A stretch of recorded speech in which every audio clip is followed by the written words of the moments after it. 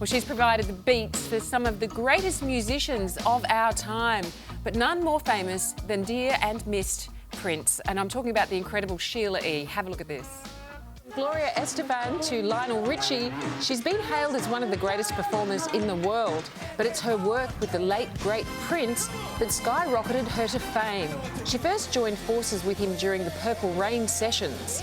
Over their time together, she was a drummer, a vocalist, and even fiancée to the pop icon. Oh, yeah. And later this year, Sheila E is touring Australia, and she joins us now from LA. Great to see you this morning. Thank you. Nice to be here. Now, you worked with Prince on and off for over 30 years. Can we go back to how you first met him?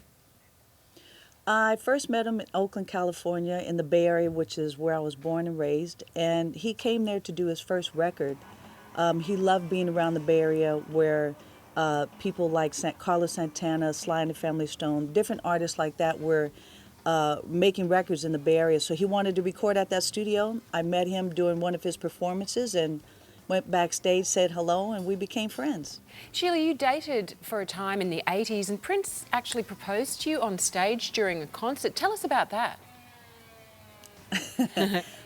Yeah, we dated off and on for a very long time, but yeah, it was during a concert. I was actually playing drums in the band at the time, and he was playing Purple Rain, and my eyes were closed in the midst of playing that song, and when I opened my eyes, it was a moment of being at a place where it was, you know, you're one with music and with God, and he turned around and asked me to marry him while we were still playing the song.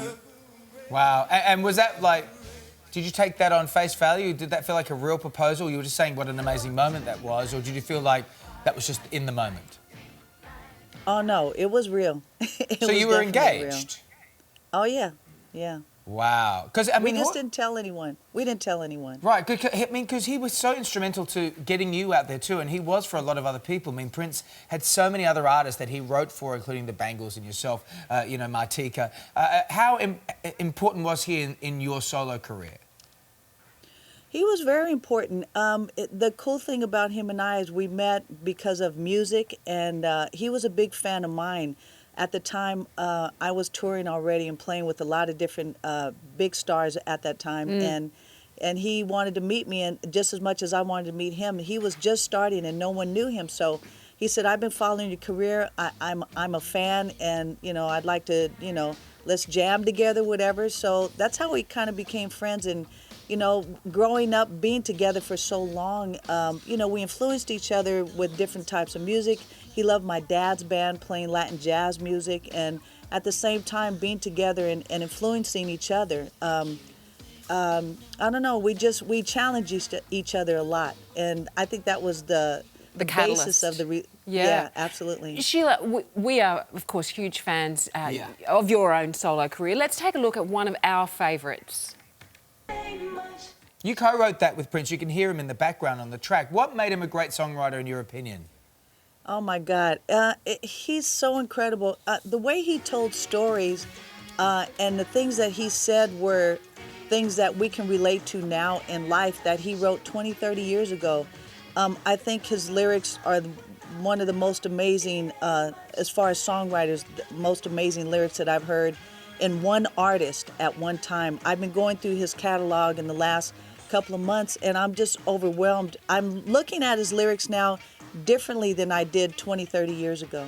You know, it's interesting, you know, the world really did feel his loss. I can't imagine being a friend and going through his catalogue now and experiencing that loss. You know, it must be feeling very strange to you, you know, him not being around. How does it feel? Sad. We're trying to celebrate. We're doing different things right now. We're getting ready to do... I'm doing a tribute to him for a charity, raising money for some of the charities that he supported in Minneapolis, and that's October 23rd before we come to Australia. But you know, it's challenging, him not being here and listening to his music and putting together a 2-hour show right now as we speak. My heart hurts. I'm trying to celebrate, but my heart hurts. Yeah, well, it's a great thing that you're keeping his memory alive. And Sheila E is touring Australia in December. Head to SheilaE.com. Thank you so much for being on the show today. Thank you very much for having me. We'll see everybody there in December. Thank you. We can't wait.